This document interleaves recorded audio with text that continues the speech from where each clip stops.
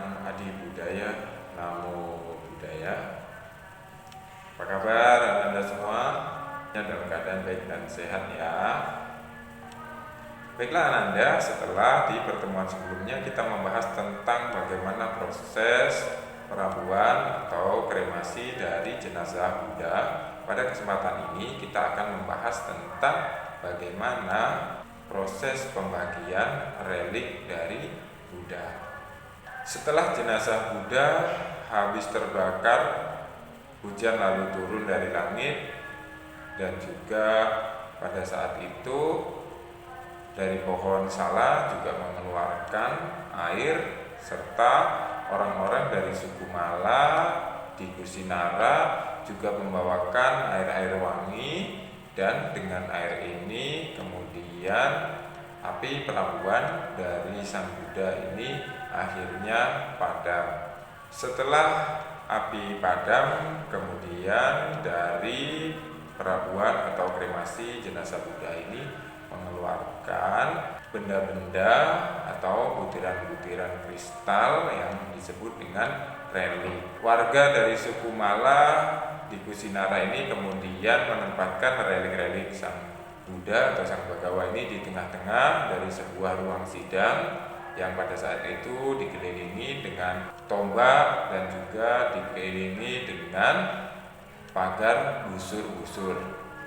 Selama 7 hari atau 1 minggu mereka memberikan penghormatan kepada relik-relik Buddha dengan melakukan tarian-tarian, nyanyian, serta musik, dan juga taburan bunga serta wewangian-wewangian. Sampailah pada saat itu kemudian ada beberapa keinginan-keinginan dari para suku dan dari kerajaan-kerajaan yang ada di India pada saat itu. Ya, di antaranya dari kerajaan Magadha, yaitu Raja Ajatasattu, dengan mendengar bahwa Sang Buddha telah mahaparinibbana di Kusinara, kemudian ia segera mengutus atau mengirimkan utusan ke suku Mala yang di Kusinara. Demikian pula dengan orang-orang dari suku Licawi dari Vesali, suku Sakya dari Kapilawastu, suku Buli dari Alakapa, kemudian suku Kolia dari Ramagama, dan beberapa Brahmana dari Wetadipa, serta suku Mala dari Pawa. Mereka semua menginginkan dari relik-relik Sang Bhagawa. Kenapa mereka menginginkan itu? Karena mereka memiliki sikap hormat terhadap Buddha, dan juga mereka berterima kasih karena Buddha telah memberikan ajaran kepada mereka yang juga membawa keselamatan dan kedamaian. Kemudian mendengar dari permintaan dan permohonan berbagai suku dan kerajaan, suku Mala di Kusinara ini menolak untuk membagikan relik-relik suci dari Buddha. Dan akhirnya suasana menjadi memanas. Ya. Kenapa? Karena orang-orang dari suku Mala mengatakan bahwa relik ini ya karena dilakukan perabuan di sini dan mereka yang melakukan perabuan atau membantu prosesi dalam perabuan, dianggap bahwa semua relik itu menjadi milik dari para suku Mala, sehingga suasana menjadi memanas. Nah, pada saat yang kritis kemudian Brahmana Dona datang untuk mendamaikan mereka, dan pada saat itu kemudian Brahmana Dona datang menjadi penengah di antara ketegangan dari para utusan dan juga suku-suku pada saat itu. Ya, dalam suasana persaudaraan yang rukun dan damai, kemudian Brahmana Dona ini membagi menjadi 8 peninggalan yang suci atau relik ini, sehingga untuk setiap penjuru jauh tersebar di sana terdapat stupa-stupa yang megah yang menjulang tinggi, dan jika melihat semua itu lalu timbul dalam sanubari suatu keyakinan yang teguh terhadap Buddha. Jadi relik itu kemudian dibagi ke dalam 8 bagian atau dibagikan ke 8 suku atau 8 utusan. Brahmana Dona pada saat itu tidak meminta pembagian relik untuk dirinya, tetapi Brahmana Dona meminta tempayan atau tempat yang digunakan untuk alas atau tempat yang digunakan untuk perabuan ini diberikan kepada Brahmana Dona yang kemudian dijadikan sebagai sebuah stupa atau dibuatkan sebuah stupa. Kemudian pada saat itu ada salah satu suku yang datang terlambat, yaitu suku Maurya dari Pipaliwana.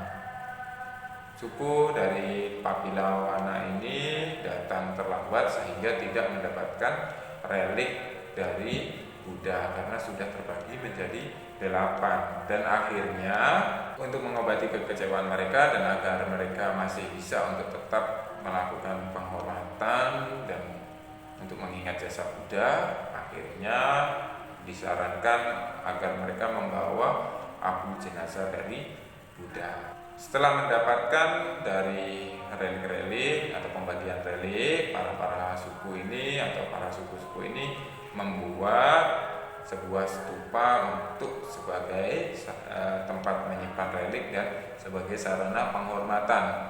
Di antaranya Raja Ajatasattu. Beliau mendirikan sebuah stupa besar untuk relik Sang Bhagawa di Rajagaha, dan begitu juga dengan suku-suku yang lain.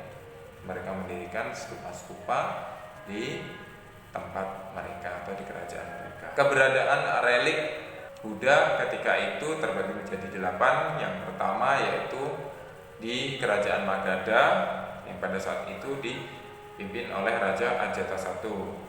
Yang kedua di Wesali yaitu suku Licawi. Yang ketiga yaitu suku Sakya dari Kapilawastu. Kemudian yang keempat suku Buli dari Alapakapa.